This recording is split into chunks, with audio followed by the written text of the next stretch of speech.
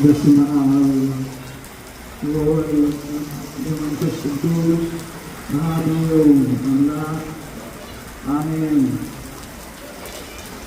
አሐዱ ኩሉ ገባሬ ኩሉ ወጣኔ ኩሉ ፈጻሜ ኩሉ ከሁሉ በላይ የምትሆን በሁሉ የምትኖር ሁሉን የፈጠር ሁሉን የምትገዛ በባህሪ ድካም በመንግሥትህ ሽረት በህልውና ሕልፈት የሌለብህ ሁሉ የሚታዘዝልህ ሁሉ የሚገዛልህ ሁሉ የሚንበረከክልህ ጻድቅ አባት ቅዱስ አምላክ የሰራዊት ጌታ እግዚአብሔር ሆይ መተላለፋችንን ስላልቆጠርክብን በደላችንንም ይቅር ስላልከን በአባታዊ ፍቅርህ በመለኮታዊ ጥበቃ ስላልተለየህን ስላደረግልንና ስለምታደርግልን ስለማይነገረው ስጦታ ሁሉ እናመሰግንሃለን። እግዚአብሔር ሆይ በልዩ አጠራርህ ስለጠራህን ከተከበበው ከተማ ከኃጢአት ዓለም በፍቅር ስላቀረብከን በረድኤትም ስለሳብከን በዚህ በተቀደሰው ተራራ ተገኝተናልና በመካከላችን ተገኝተን በሕያውና በዘላለማዊ ቃልህ በሚያጽናናውና በሚያሳርፈው ቃልህ እንድትናገረን እንድታስተምረን የምንሰማበትን ጥበቡን የምናስተውልበትን አእምሮን ሰጠን። ጉባኤያችንን ጀምረን እስክናጠናቅቅ ማዳንህ በመካከላችን ጥበቃ በዙሪያችን እንዳይለየን እንለምንሃለን። የተወደዳችሁና የተከበራችሁ እግዚአብሔርን የምትወዱት እግዚአብሔርን የሚወዳችሁ የቤተ መቅደሱ አገልጋዮች አባቶች፣ ካህናት፣ በተልእኮ ምስጢር የምትፋጠኑ ላይካነ ምስጢር ዲያቆናት፣ የቃሉ ባላደራዎች፣ ሰባክያነ ወንጌል፣ መምህራነ ወንጌል የእግዚአብሔርን ማዳን በዝማሬ የምትናገሩ የምትመሰክሩ መዘምራን የእግዚአብሔርን ፍጹም ይቅር ባይነት አዳኝነት አምናችሁ በዚህ በተቀደሰው ተራራ በዚህ ሰዓት በዚህ ጊዜ በዚህ ቦታ የተገኛችሁ አባቶች፣ እናቶች፣ ወንድሞች፣ ሴቶች፣ ሕፃናትም ጭምር በወደደን ከኃጢአታችንን በደሙ ፈሳሽነት ባጠበን ሞታችንን በሞቱ ስልጣን ከላያችን ላይ ባስወገደልን በሕያው እግዚአብሔር ልጅ በኢየሱስ ክርስቶስ ፍጹም ሰላም እንደምን ሰነበታችሁ? እንደምን ዋላችሁ? እንደምን አመሻችሁ? አሜን። እግዚአብሔር ይመስገን ብለን እንድናመሰግነው የፈቀደልን እንድናመልከው የፈጠረን በረከተ ጥበቡ በማይመረመር ምስጢሩ ካለመኖር ወደ መኖር ያመጣን መነሻ የሌለው የሁሉ መጀመሪያ ፍጻሜ የሌለው የሁሉ መደምደሚያ ሰጪ የሌለው የሁሉ በረከት ረዳት የሌለው የሁሉ ደጋፊ ፊተኛውና የመጀመሪያው አልፋችን ኋለኛውና የመጨረሻው እንግዳችን መድኃኔ ዓለም ክርስቶስ አሸናፊ ስሙ ዛሬም ዘወትር የተመሰገነ ይሁንልን። አምላክን በድንግልና ጸንሳ በድንግልና የወለደች ለቃል መውረድ ለሥጋ ማድረግ ምክንያት የሆነች አማናዊቷ ቤተ መቅደስ የመናጠኛ ከተማችን የበረከት አምባችን እናታችን ንጽሕተ ንጹሐን ቅድስተ ቅዱሳን ድንግል ማርያም እግዚአብሔር ካከበራቸውና ከፍ ከፍ ካደረጋቸው ከሁሉም ቅዱሳን አባቶቻችን ከሁሉም ሰማዕታት እንዲሁም ከመላእክቱ ጋር ስሟ የተመሰገነ ይሁንልን። እንኳን ለዚህ ታላቅ ዕለት አደረሳችሁ። ከሰማዕቱ ከሊቀ ሰማዕታት ከቅዱስ ጊዮርጊስ ጸጋና በረከት እንዲያድለን የአምላካችን መልካም ፈቃዱ ይሁንልን። እንግዲህ እግዚአብሔር በአንድም በሌላም ይናገራል፣ ያስተምራል።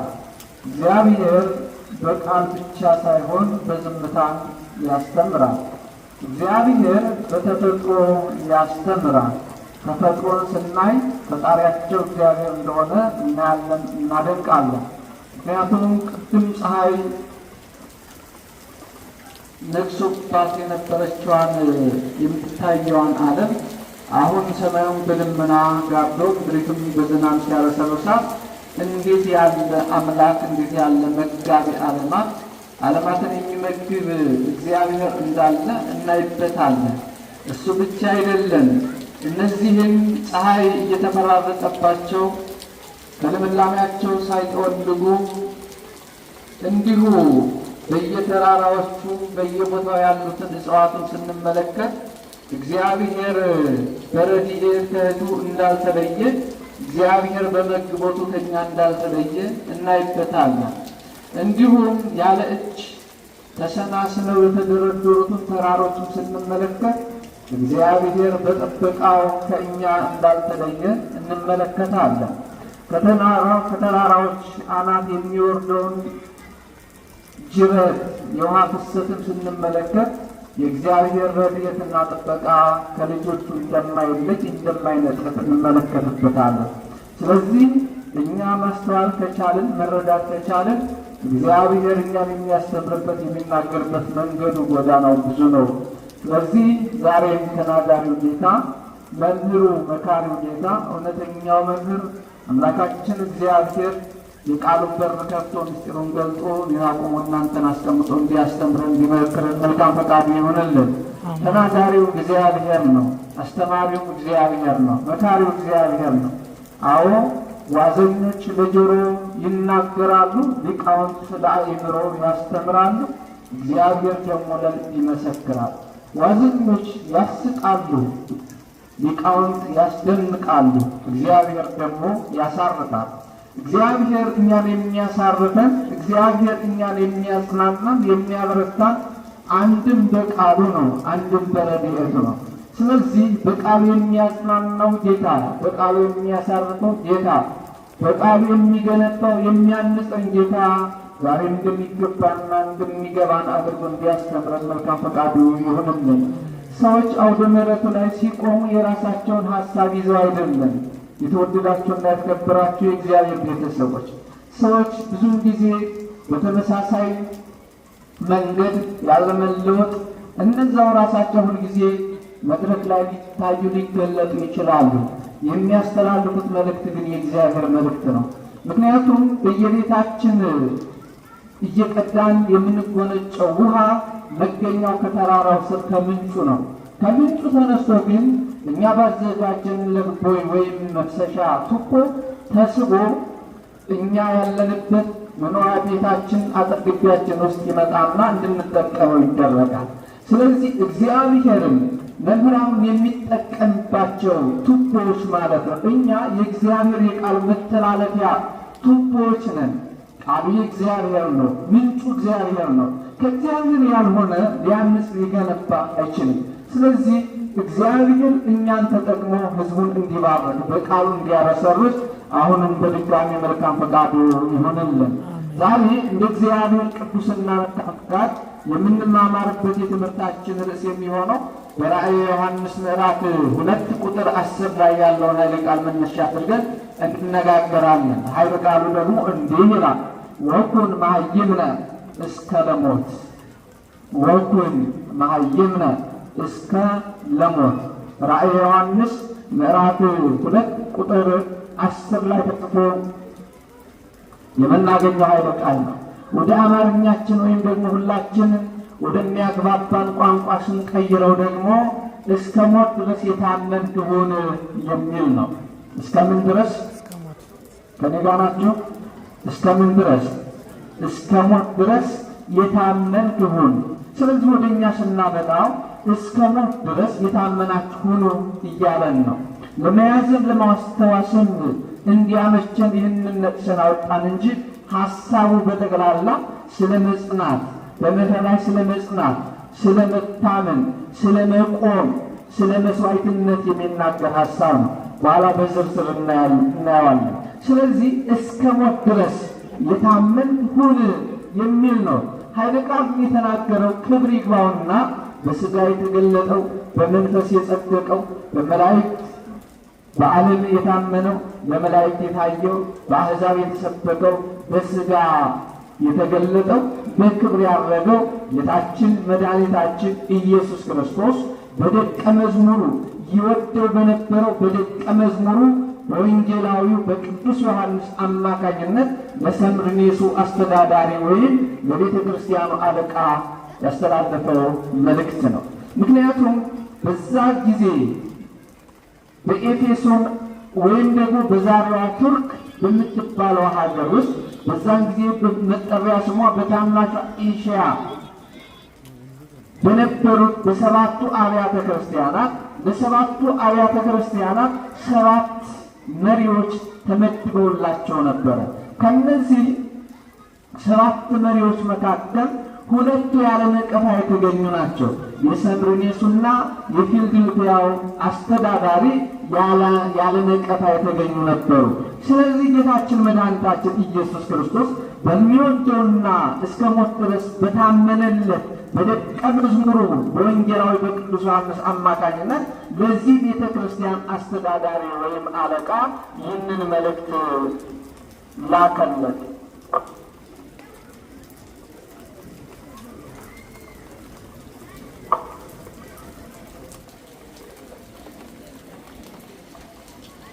ማቃጠል እንዳልሄድ ብዬ ነው ረጋ ያደረኩት።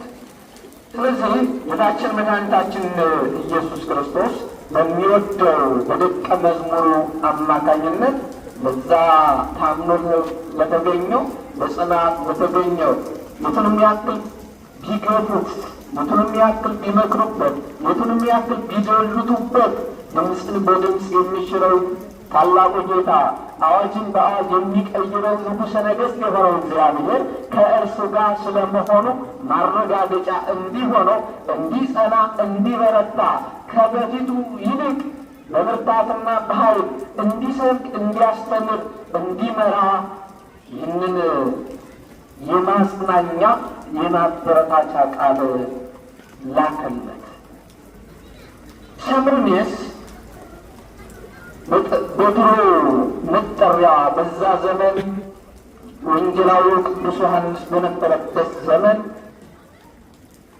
በሐዋርያው በቅዱስ ጳውሎስ አማካኝነት የተመሰረተች በቱርክ ምዕራባዊ ክፍለ ግዛት የባህሩን ዳርቻ ተንተርሳ የተመሰረተች የወደብ ከተማ ነች ሰምርኔስ። የሚገርመው ከነዛ ከ7ቱ አብያተ ክርስቲያናት መካከል ሌሎቹ 6ቱ በሙሉ ስመ ዝክራቸው ሲጠፋ ዛሬ ስሟ ተቀይሮላት እዝሚር በሚባል እየተጠራች እስከ ዛሬ ያለች ከተማ ነች። ቤተ ክርስቲያኗ ባትኖርም በዛን ጊዜ የነበረችዋ ቤተ ክርስቲያን ባትኖርም ታዲያ ይህች ሰምርኔስ ንግድ የሚጧጧፍባት፣ ሰዎች ለንግድ የሚሰበሰቡባት የንግድ ወይም ደግሞ የቢዝነስ ከተማ ስለነበረች በዛች ከተማ ብዙ ሰዎች ይሰበሰቡ ነበር። መሰብሰባቸው ብቻ ሳይሆን የተለያየ አመለካከት፣ የተለያየ ማንነት፣ የተለያየ እምነት ያላቸው ጭምር ለንግድ ወደዛ ስለሚሄዱ እዛ ይኖሩ ነበረ። ታዲያ በሰምርኔስ ከተማ በዛን ጊዜ ለነበረው በንጉሱ ስም የታነጸ ቤተ መቅደስ ስለነበረ በስሙ ቤተ መቅደስ ከመታነጹ አልፎ ለሱ ይሰገድለት ይገበርለት፣ መስዋዕት ይሰዋለት፣ ማዕጠንት ሲታጠንለት ስለነበረ በዘመኑ ለነበሩ ክርስቲያኖች ግን ፈተናው ጸንቶባቸው ነበረ። ወገኖች ፈተናው ጸንቶባቸው ነበረ። ሱቃቸው እንዲዘጋ፣ ንብረታቸው እንዲዘረፍ፣ አልፎ ተርፎ ቤታቸው እንዲቃጠል በደረሰባቸው ስቃይና መከራ፣ ግፍና በደል ወደ መንግስት መስሪያ ቤት ሂደው ፍትህ እንዳያገኙ እንዳይስተናገዱ በመንግስት ባለስልጣናት ማይቀር ተጥሎባቸው ይሰቃዩ ነበረ። ሱቃቸው ስለሚቃጠል፣ ንብረታቸው ስለሚወረስ፣ ሰርተው እንዳይበሉ ማይቀር ስለሚጣልባቸው ከስቃዩና ከመከራው ከግፉ ከነቀፌታው ባሻገር በድህነት ውስጥ እንዲያልፉ ይገደሉ ነበረ። ምናልባት በድህነት ምክንያቱም ንብረታቸው ይዘረፋል፣ ሱቃቸው ይዘጋል፣ ቤታቸው ይቃጠላል፣ ንብረት እንዳይኖራቸው ይደረጋል። አቤት እንዳይሉ እነሱን የሚያደምጥ የመንግስት ባለስልጣን የለም። ገዢዎቹ በሙሉ ስለ ራሳቸው ክብር እንጂ በዙፋናቸው ስላስቀመጣቸው ንጉሥ የሚያውቁት የተረዱት ምንም ነገር የላቸው። ከዚህ የተነሳ ክርስቲያኖች ይጥሏቸዋል፣ ያሳድዷቸዋል።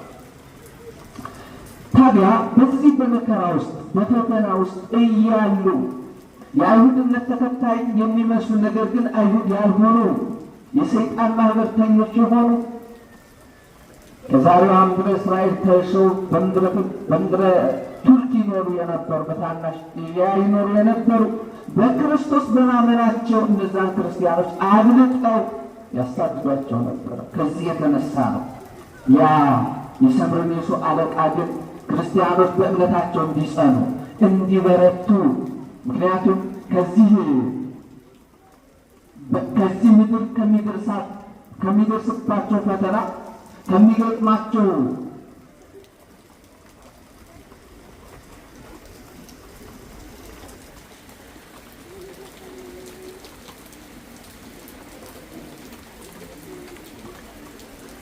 ሕፃናት ያው ንጹህ አይምሮ ስላላቸው እየተባሉትን ይሰማሉ።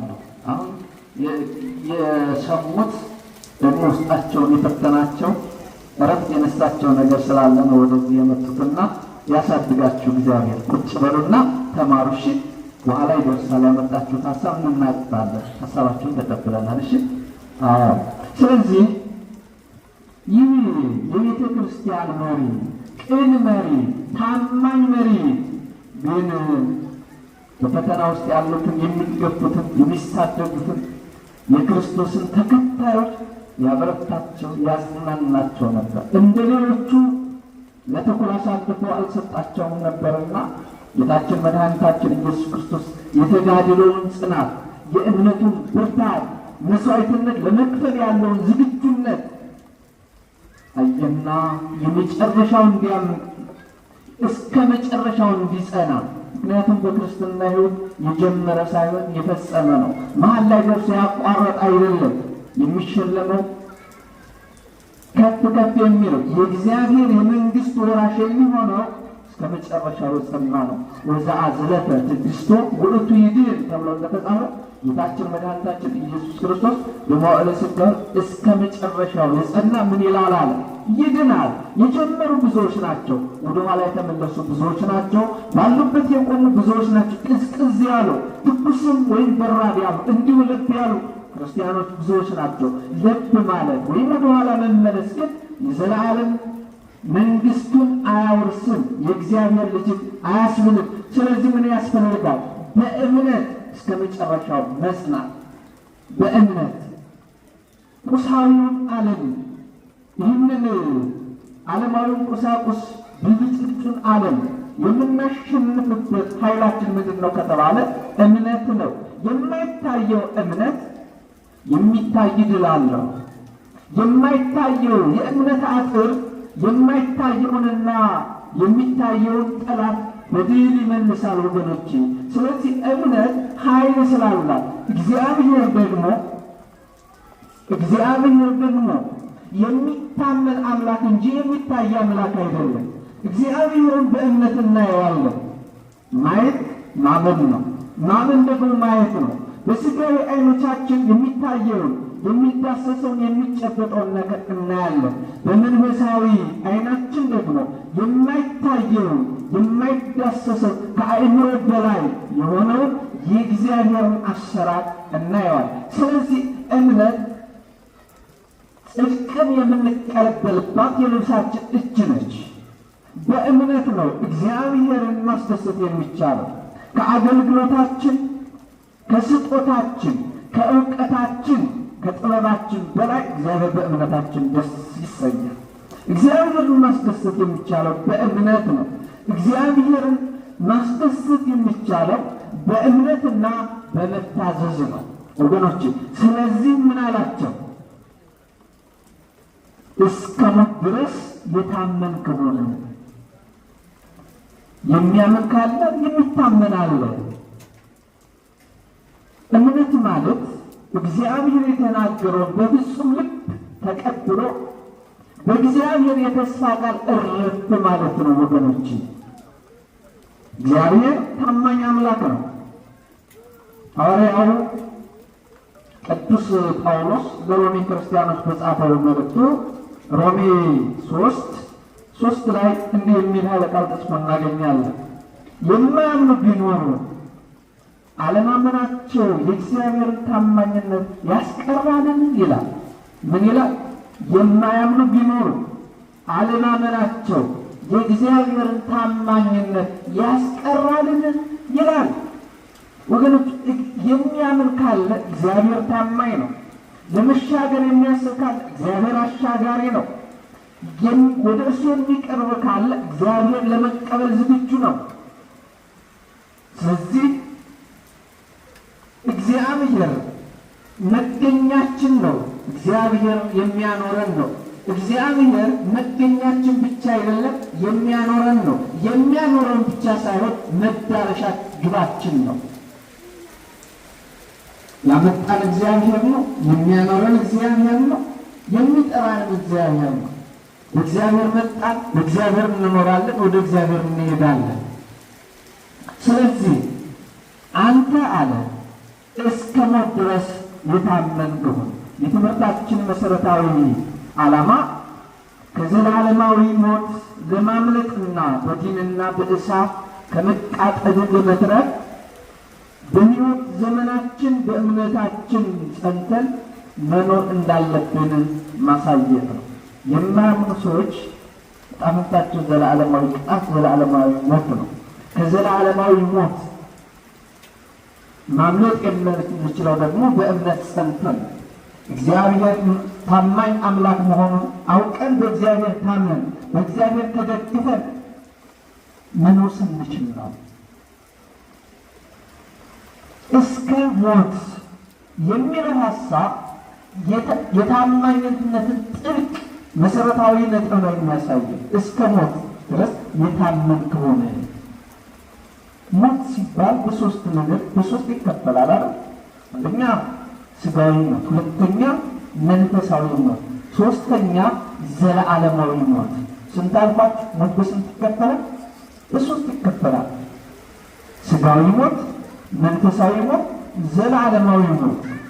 ለሰው ልጆች አስጨናቂውና እጅግ ከባድ የትኛው ነው ከተባለ መንፈሳዊውና ዘላለማዊ ሞት ነው። ስጋዊ ሞትማ ለማንም አይቀርም እኮ። ነፍሳችን ከስጋችን መለየቱ እድል እንጂ እርግማን አይደለም። የሰው ልጅ ነፍሱ ከስጋው ስትለይ ወደሚወደው እግዚአብሔር ነው የሚሄደው። ምክንያቱም እኛ ተስፋ ያለን ሰዎች ነን። ከመቃብር ባሻገር ትንሣኤ፣ ከሞት ባሻገር ሕይወት የሚጠብቀን ዘላለማዊ ሕይወት የተዘጋጀልን ዘላለማዊ ክብር የሚጠብቀን ባለ ተስፋዎች ነን። ስለዚህ የነፍስና የሥጋ መለያየት የሰው ልጅ ሊያስጨንቀው ሊያስደነብር ወይም ሊያስፈራ ይገባል። ሊያስፈራን የሚገባው የትኛው ነው ከተባለ መንፈሳዊውና ዘላለማዊ ሞት ነው። ታስታውሳላችሁ የቀደሙት አባትና እናታችን አዳምና ሔዋን የሞት ሞትን ትሞታላችሁ በተባሉበት ቅጽበት አትለፉ የተባሉትን ድንበር አልፈው አታድርጉ የተባሉትን አድርገው በመገኘታቸው ዕፀ በለሱን እንደበሉ ነፍሳቸው ከሥጋቸው አልተለየችም። ግን ሞቱ ምን ነበር ከተባለ መንፈሳዊ ሞት ነበረ። በመንፈስ ከእግዚአብሔር ተለዩ። ከእግዚአብሔር ጋር የነበራቸው ግንኙነት ተቋረጠ። ወዲያው ኢሚዲየትሊ ነው የተቋረጠው። ስለዚህ መንፈሳዊ ሞት በምን ይመጣል ከተባለ ከኃጢአት የሚመነጭ ነው። ካለመታዘዝ፣ እግዚአብሔር ያለንን ካለመስማት፣ ሰምተን ካለመለወጥ፣ ሰምተን ካለመኖር፣ ፍሬ ካለማፍራት። ሁልጊዜ ቤተ ክርስቲያናችን የምትናገረው የምታስተምረው ፍሬ እንድናፈራ እንድንለወጥ ነው። ፍሬ አፍርተን ስሙን ቀድሰን ክብሩን እንድንወርስ ነው እንጂ እንዲሁ ሁልጊዜ እየሰማን ከንፈራችን መጠን እንድንመለስ አይደለም። ሁልጊዜ ተመላላሽ እንድንሆን የለውጥ ሰዎች እንድንሆን ነው። ተለውጠን በእግዚአብሔር መልክና ምሳሌ እንደተፈጠርን እግዚአብሔር እኛን ለፈጠረለት ዓላማ ሰው የተፈጠረው ለዓላማ የእግዚአብሔርን ስም ቀድሶ ክብሩን ሊወርስ ነው። ሌላውን ፍጥረት ለአንክሮ ለተዘክሮ ፈጠረው። ሰውን ግን ስሙን ቀድሶ ክብሩን እንዲወርስ ፈጠረው ተብሎ ተጽፏል። ወገኖቼ እኛ የተፈጠርነው የእግዚአብሔርን ስም ቀድሰን ክብሩን ለመውረስ ነው። ልብ በሉ። የእግዚአብሔርን ክብር የሚወርሰው ማን ነው ከተባለ የእግዚአብሔርን ስም የቀደሰ ነው፣ ያመሰገነ ነው። እግዚአብሔር መጋቤ ዓለማት ነው፣ ሊመሰገን ይገባዋል። እግዚአብሔር ዓለማትን የፈጠረ ጌታ ሊመሰገን ይገባዋል።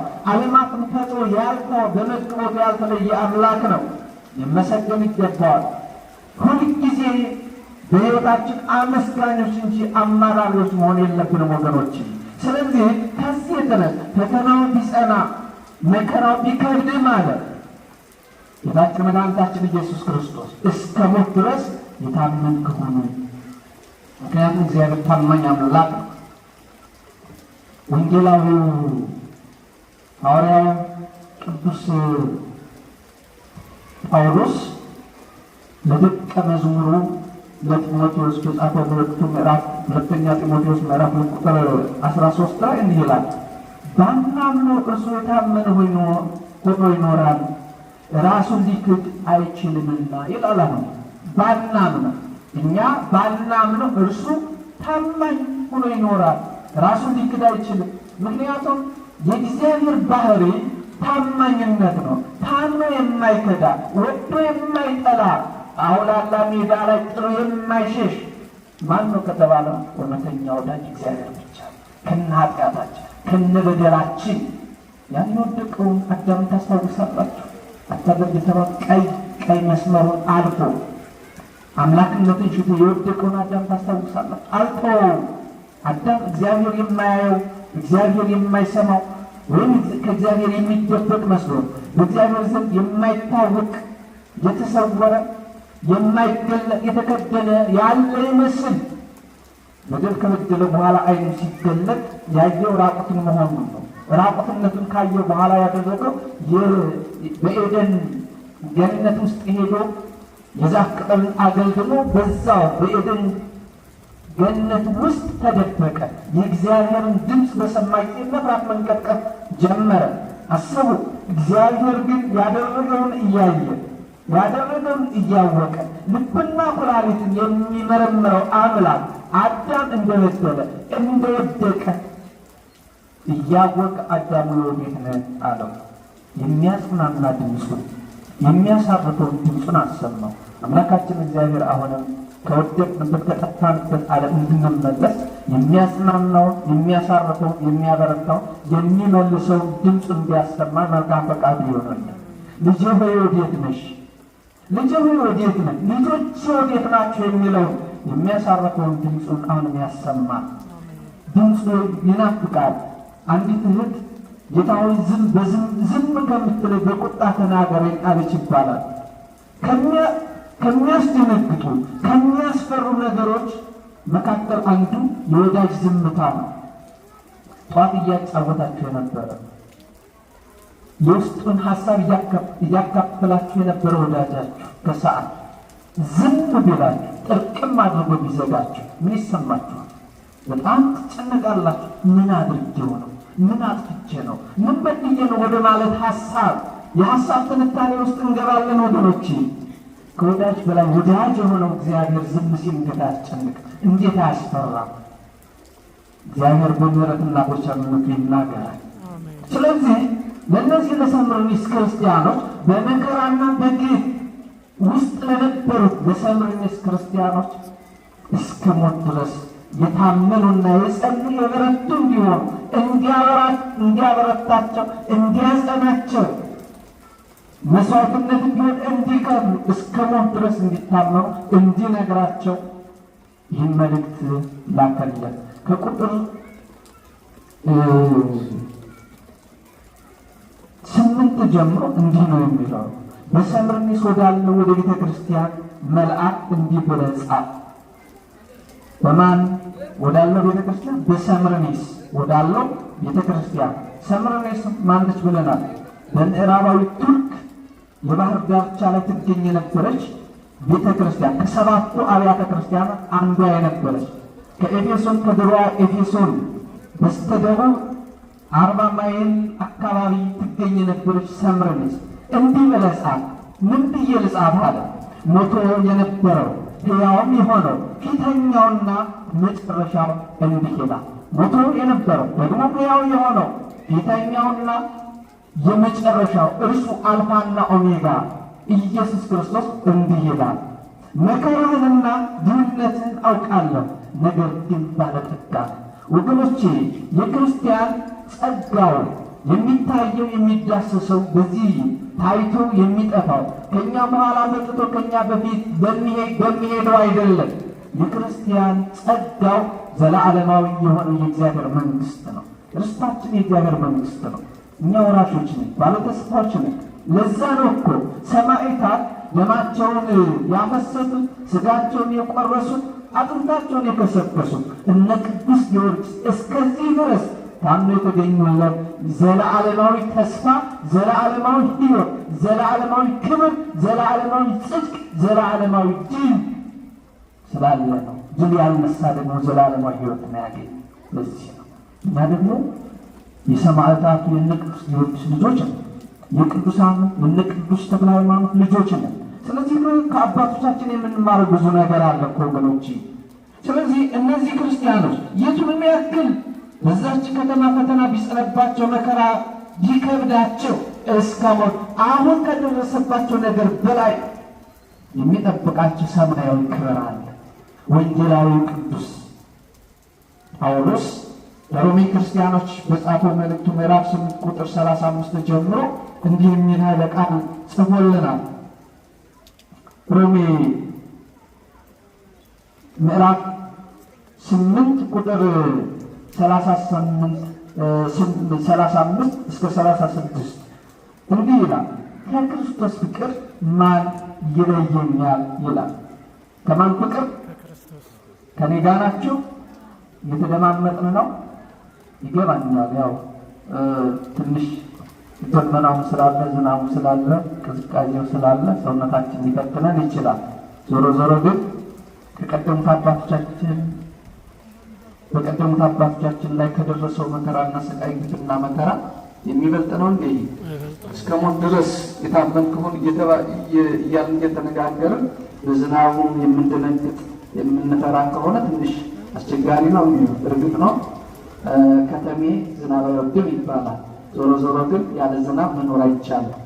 ጤፍ የሚገኘው ከዝናብ ነው። ስንዴውም የሚገኘው ከዝናቡ ነው። ሽንኩርቷና ቲማቲሟም የምትመጣ ከዝናብ ነው። ስለዚህ እግዚአብሔር ምድራችን እየባረከ መሆኑን መረዳትና መገንዘብ እንጂ በዝናቡ መሳቀቅ፣ በብርዱ መሸነፍ የለብን። እንዳንሸነፍ እንዳንሳቀቅ እግዚአብሔር ብርታትን ይስጠን ያድለን። ቅዱስ ጳውሎስ ሐዋርያው ቅዱስ ጳውሎስ ለሮሜ ክርስቲያኖች በጻፈው መልእክቱ ምዕራፍ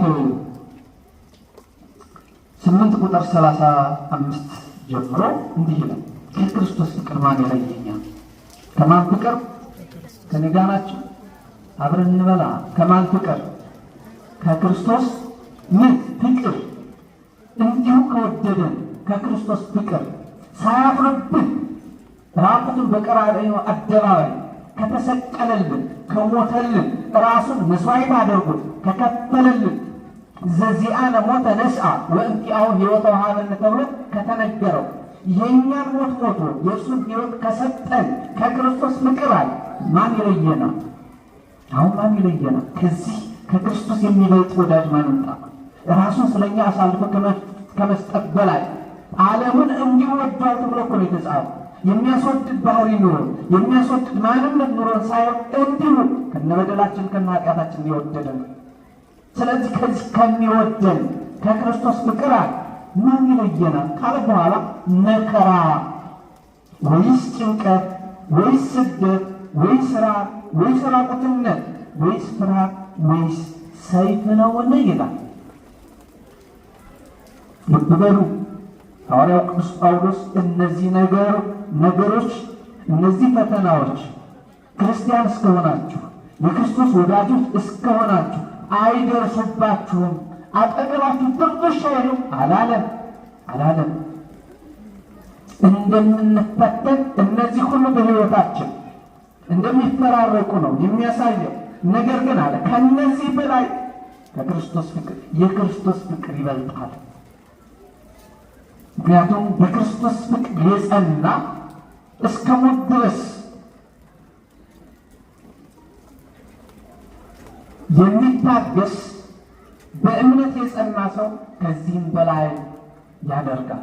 ምክንያቱም ክርስቶስ ሁሉን ቻይ ነው። ክርስቲያን ሁሉን ቻይ ፍጡር ነው።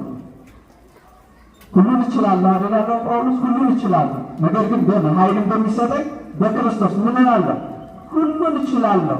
ፈተናም ቢሆን መከራም ቢሆን መራቆትም ቢሆን ስደትም ቢሆን ረሃብም ቢሆን ጥማትም ቢሆን መታረዝም ቢሆን ኃይልን በሚሰጠኝ በክርስቶስ ምን እላለሁ ነው ያለው? ሁሉን እችላለሁ። ሁሉን እችላለሁ ግን በማን? ኃይልን በሚሰጠኝ ብርታት በሚሆነው በሚጠብቀኝ በሚያግዘኝ በሚረዳኝ በክርስቶስ ሁሉን እችላለሁ ተብሎ ነው የተጻፈው። ስለዚህ ሁሉን የሚያስችለው ጌታ ከእኛ ጋር እስከሆነ ድረስ የማንሻገረው ችግር የማናልፈው መከራ አይኖርም ወገኖች። የእርሱ ያደረገን እግዚአብሔር ስሙ የተመሰገነ ይሁንልን። ስለ አንተ አለ። ከዛ አያይዞ ምዕራፍ 8 ቁጥር 30 ስለ አንተ ቀኑ ሁሉ እንገደላለን፣ እንደሚታረዱ በጎች ተቆጠርን ይላል። ልብ በሉ። ዛሬ የቤተ ክርስቲያናችን ጽላት ቀርጻ በስማቸው ቤተ ክርስቲያን አንጻ ስማቸውን የምታስባቸው የምታዘክራቸው ቅዱሳን ሰማዕታት አንገታቸውን ለስለት ጀርባቸውን ለግርፋት እጃቸውን እግራቸውን ለእስራት አሳልፈው ይህ ፍቅር ስላስገደዳቸው ነው። እኛ ጋር ምን ደረሰብን? እኛ ምን ፈተና መጣብን? ብዙን ጊዜ እኛ እግዚአብሔር እናማርረዋለን። የተደረገልን ካለማሰብ እግዚአብሔር ያደረገልን ከመርሳት የተነሳ ትንሽ ነገር በሕይወታችን ቆንጠጥ ስንደረግ እናጉረመርማለን። ነገር ግን እንድናጉረመርም አይደለም የተፈጠርነው። ነገር ሁሉ ለበጎ ነው ብለን እንድናልፍ ነው። እስከ ሞት ድረስ የታመንን እንድንሆን እግዚአብሔር የጠራን አምላካችን እስከ ሞት ድረስ ታመን እንድንገኝ በቸርነቱ ይርዳል። ስለዚህ እስከ ሞት ድረስ የታመን ከሆንን እኛ እስከ የት ድረስ ሲሆን የምንታመነው? አማኝ ደግሞ ሁሉም የሚችልበት ጥበብ አለ። እሱም እምነት። ለሚያምን ሁሉ ይቻለዋል ተብሎ ተጽፏል። አዎ ይቻለዋል። በእምነት ባህል ተከፍሏል። በእምነት የአንበሶች አፍ ተዘግተዋል። በእምነት ነገሥታት ድል ተነስተዋል። ነገሥታት ተማርከዋል። ተቃዋሚዎች ደጋፊዎች ሆነዋል። ሰባኪዎች ሆነዋል። በእምነት የወህኒ ቤቱ ደጅ ተከፍቷል። የእስራት ሰንሰለቶች ተበጣጥሰዋል። እምነት ያለው ሁሉን ያሸንፋል ወገኖች።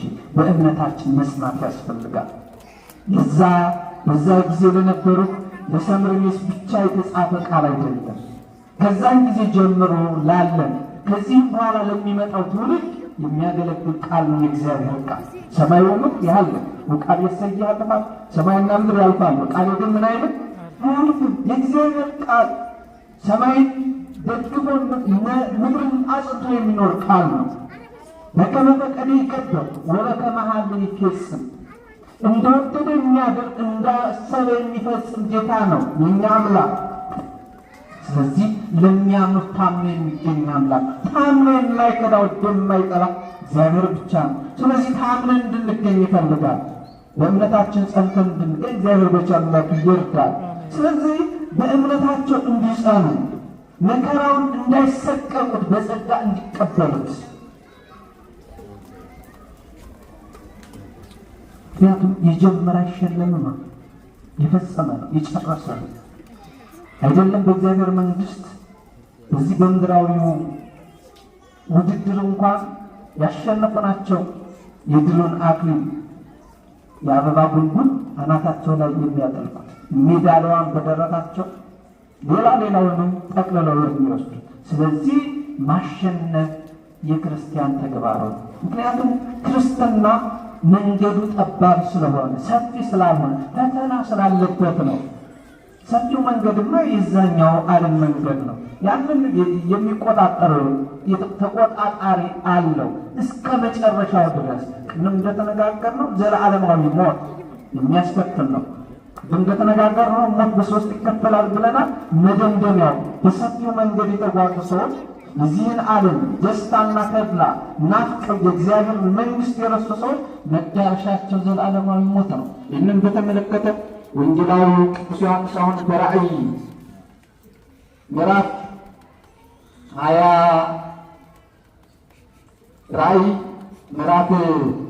21 ቁጥር 8 ጀምሮ እንዲህ ይላል። ዳሩ ግን የሚፈሩና የማያምኑ የርኩሳንም የነፍስ ገዳዮችም የሴሰኞችም የአስማተኞችም ጣዖትንም የሚያመልኩ የሐሰተኞችም ሁሉ ዕድላቸው እንዲህ ይሆናል፣ በዲንና በእሳት በሚቃጠል ባህር ነው። ይኸው ሁለተኛው ሞት ነው ይላል። ምንድን ነው ሁለተኛው ሞት? በዲንና በሚቃጠል እሳት ባህር ውስጥ መስጠት።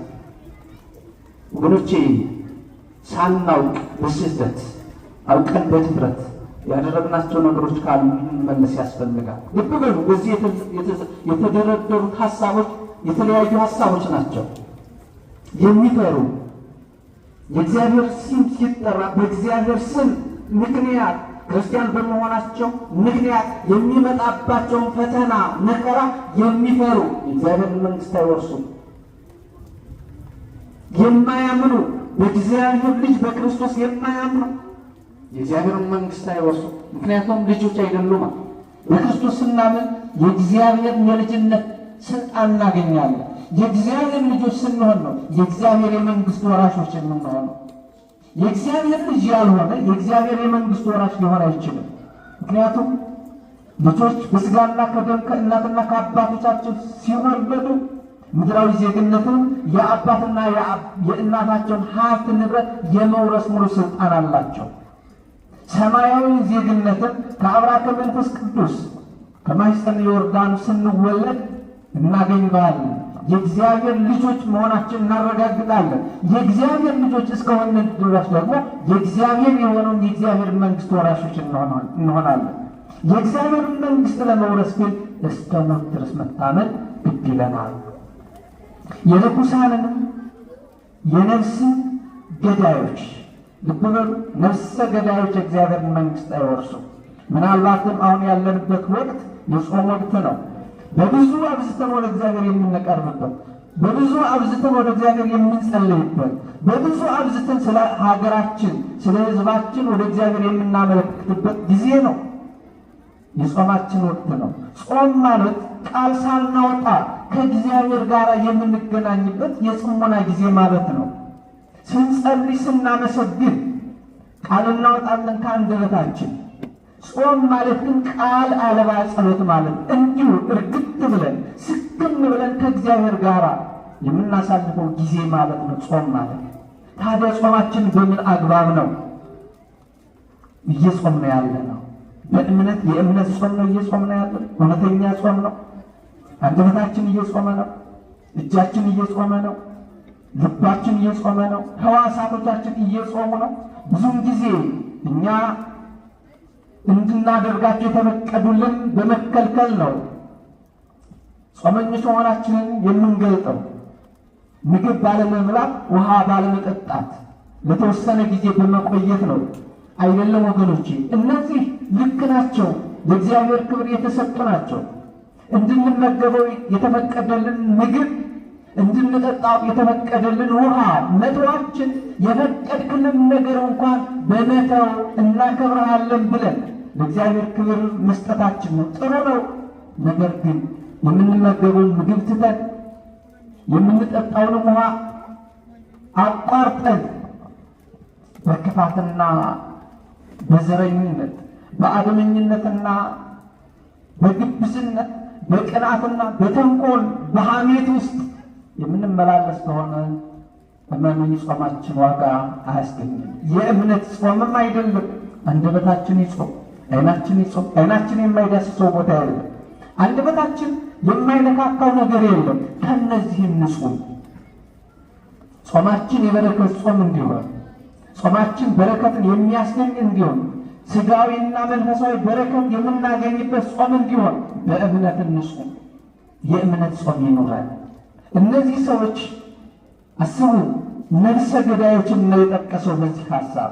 የዘላለም ሞት፣ ሁለተኛው ሞት የሚጠብቃቸው ሰዎች በዲንና በማይጠፋ የእሳት ባህር ውስጥ የሚጣሉ ነፍሳት ስራቸው ተዘርዝሮ ሰምተነዋል። ከነዚህ መካከል አንዱ ነፍሰ ገዳይ ነው። ወገኖች ነፍሰ ገዳዮችም ይጾማሉ። ነፍሰ ገዳዮች ይጾማሉ። ቀማኞችም ይጾማሉ።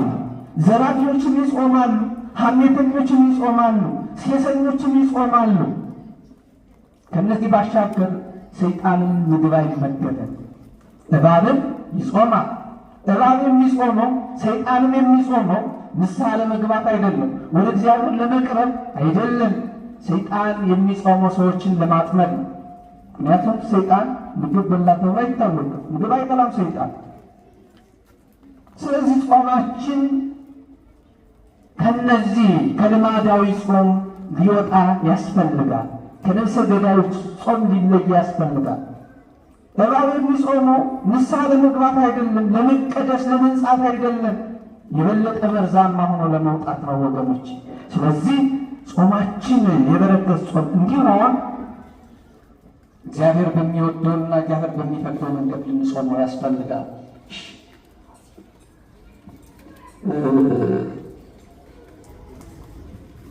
እግዚአብሔር ሁላችንንም እስከ መጨረሻው ጸንተን ስሙን ቀድሰን ክብሩን የምናወርስበትን ጸጋ እንዲሰጠን መልካም ፈቃዱ ይሆነልን።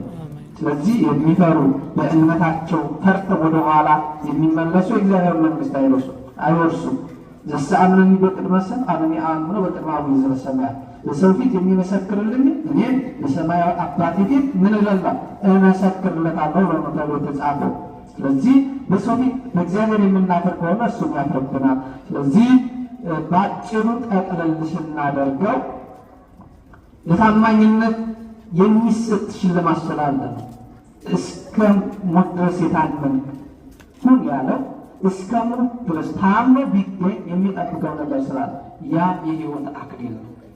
ዘለዓለማዊ ዕረፍት፣ ዘለዓለማዊ ደስታ፣ ዘለዓለማዊ ጽድቅ። አለበለዚያማ እንደነ ዴማስ ጀምረን መኮብለል ነው የሚሆነው። ዴማስ የሐዋርያው የቅዱስ ጳውሎስ ደቀ መዝሙር የነበረ ሰው፣ ነገር ግን ሐዋርያው ቅዱስ ጳውሎስ ዴማስን የገለጠበት መንገድ እጅግ በጣም የሚያሳዝን ነው። ዴማስ ይህን ዓለም ወዶ ትቶኛልና እያለ ነው በጢሞቴዎስ የጻፈለት። ጀምረን የማንጨርስ መሆን የለበት። ምክንያቱም በዚህ ዓለም ላይ ስንኖር ከብሮ መዋረድ፣ አግኝቶ ማጣት፣ ተሾሞ መሻር፣ ሳቅና ለቅሶ፣ ደስታና ሐዘን የሚፈራረቅበት ሕይወት ነው። ይህንን ተሻግረን በዘለዓለማዊ ክብር በዘለዓለማዊ ሕይወት ለመባረክ እግዚአብሔር እንደፈጠረን እግዚአብሔርም እንዳሰበልን የእግዚአብሔር መንግሥት ወራሾች ለመሆን እስከ ሞት ድረስ ታምነን ጸንተን መኖር ይጠበቅበታል። ያመነ ይድናል። ወሰአዝለት ትዕግሥቱ ትይዝን ተብሎ ተጽፏል። እስከ መጨረሻው ድረስ የጸና እርሱ ምን ይላል? ይድናል ተብሎ ተጽፏልና እስከ መጨረሻው ድረስ ጸንተን በእምነታችን በርትተን ለቃሉ ተገዝተን እግዚአብሔርን አክብረን ስሙን ቀድሰን ክብሩን እንድንወስድ እግዚአብሔር በቸርነቱ ይርዳ። ወርኩን መሀይምነት እስከ ሞት ድረስ የታመንኩን ይቆየን። በእኛችን ያሉ እግዚአብሔር አምላካችን የራቀውን አቅርቦ የተሰወረውን ገልጦ የረቀቀውን አጉልቶ ለእኛ የሚረባንንና የሚጠቅምን ስላስተማረን አምላካችን ልዑል እግዚአብሔር ስሙ የተመሰገነ ይሁን። ለመምህራችን ለመጋቤ ሐዲስ ቀለመወርቅ እግዚአብሔር አምላካችን ቃለ ሕይወትን ያሰማልን፣ ቃለ ሕይወትን ያሰማልን፣ ቃለ ሕይወትን ያሰማልን። እግዚአብሔር አምላካችን በዕድሜ በጸጋ ጠብቆ የአገልግሎት ዘመናቸውን ይባርክልን። እኛም ደግሞ በሰማነው በተማርነው ቃለ እግዚአብሔር 30፣ 60፣ 100 ያማረ ፍሬ እንድናፈራ አምላካችን በቸርነቱ ይርዳል። ያስተማረን ማን ነው?